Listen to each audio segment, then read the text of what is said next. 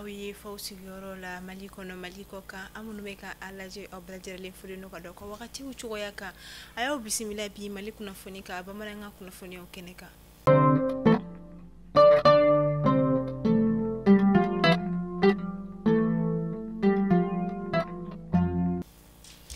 Kunnafoni daminɛ la alamisa su ka dugujɛ juma la o kɛra mawuludu ye ni o ye silamɛya diinɛ maaw ka nisɔndiyaba ye ka sanga ni alakira o bangeli ye min yɛrɛ kɔni kɛnɛ bɛ laɲɛnamaya kosɛbɛ an ka jamana kɔnɔna la o la fɛn min ka dɔn ka fɔ a bɛ laɲɛnamaya yɔrɔba fila min ni jama yɛrɛ kɔni bɛ bɔ ka caya o bɛ tali kɛ Yɔrɔ du Sahel fɛn min ye Buye Mamadi ale yɛrɛ kɔni fɛ ni nɔ ni min na tijaniyaw bɛ bɔ diɲɛ fantan ani naani bɛɛ lajɛlen fɛ ka taa mawuludu la ɲɛnamaya u ka sekoba yɛrɛ o kɛrɛfɛ o kɔfɛ Bamakɔ faaba kɔnɔna la fɛn min an ka jamana o conseil islamique du Mali mɔgɔ ɲɛma o yɛrɛ fana kɔfɛ ni ale ansaru yɛrɛ ka guide spirituel ale fana bɛ mawuludu kɛnɛ sigi stade du 26 mars kɔnɔna la min na jama bɛ bɔ kana yɔrɔ o fana lafa kosɛbɛ ka mawuludu yɛrɛ la ɲɛnamaya yen nɔ ɲinata yɛrɛ kɔni donna okumu min kɔnɔ o de kɛra nin ye an b'a fɔ ala ka sacaya mawuludi yira an kɛnɛmana.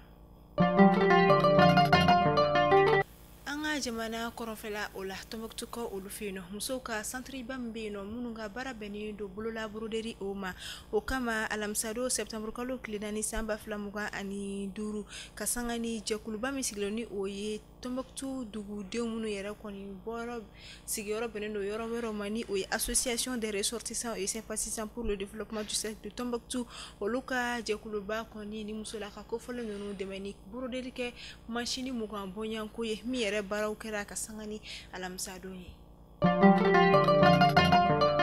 An sɔgɔnka olu fɛ yen nɔ ka sanga ni alamisadon septembre kalo tile 4 san 2025 an ka jamana fintigilakaw kɔni tigɛ kɛ maa saba bonyanko la maa saba minnu ni siga kɔni kɛlen don la k'a fɔ ko u ni banbagaci wale tigilamaw yɛrɛ kɔni tigɛ bɛ ɲɔgɔn bolo ka sanga ni seerew ka ɲɛfɔli a yirala k'a fɔ ko ni maa saba ninnu yɛrɛ kɔni sigana bin'u kan kosɛbɛ k'a yira k'a fɔ k'u ni banbagaci wale tigilamaw bolo bɛ ɲɔgɔn bolo an bɛ wagati min na i ko sisan tigɛ kɔni dara u kan k'u sɛnsɛn ka taa ni u ye an sɔngo yɛrɛ ka militaire kɔnɔna la.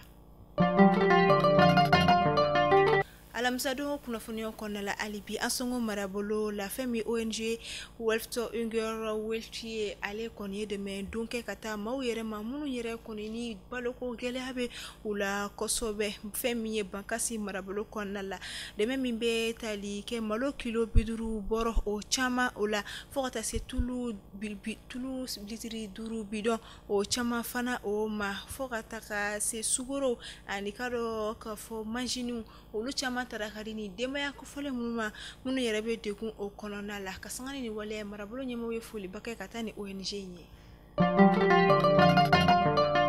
An ka jamana furancɛ fanga ɲɛmɔgɔ ka sanga ni u ka wulikajɔ ani u ka adamadenya dɛmɛw yɛrɛ kɔni ye olu kɔni ye dɛmɛ don kɛ kɛrɛnkɛrɛnnenya minisiri so min ɲɛsinnen musow ka ko ɲɛma ni o ye ministère de la promotion de la femme de l'enfant et de la famille ni a ɲɛma yɛrɛ madame Jara Jɛnɛba Sanogo olu kɔni ye enquêteurs kɔni ta k'u di musolakaw ma minnu ka baara yɛrɛ kɔni nakɔ sɛnɛ olu ye dɛmɛdi baaraw kɛra alamisadon septembre kalo tile 4 a kɛra musow ka soba fila min bɛ Bamakɔ faaba kɔnɔna la ba kɔfɛ ani ba ɲɛfɛ walasa ka se ka u dɛmɛ u ka nakɔ baaraw kɔnɔna la cogoya min na.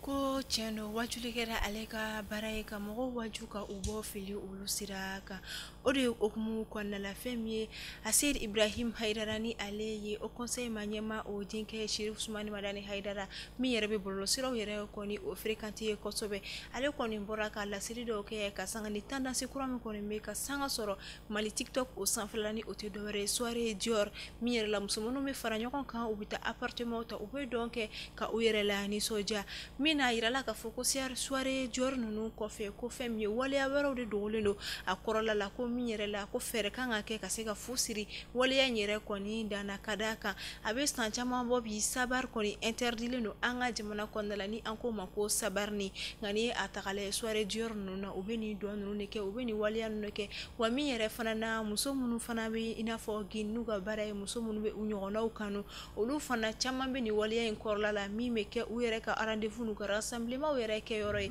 ka sɔrɔ a ma kɛ ni dogodogoli ye ka tila k'a ta k'a yira diɲɛmɔgɔ la bɔlɔlɔsiraw o sanfɛla la o kama fɛn min Ibrahim Haidara ale kɔni bɔra ka nin waleya ninnu kɔni olu lakari kosɛbɛ bɔlɔsira olu sanfɛla la min na maa dɔ fana ye ɲininkali kɛ ko a yɛrɛ fana ye o dɔn cogo di nka f'a ka faamu k'a fɔ ko diinɛ lasela ale kɔni ka baara ye ka maaw ladi ka maaw bilasira o waleya dɔw la a bɛ a dɔn ka sɔrɔ hali ni a yɛrɛ ma don a kɔnɔna la.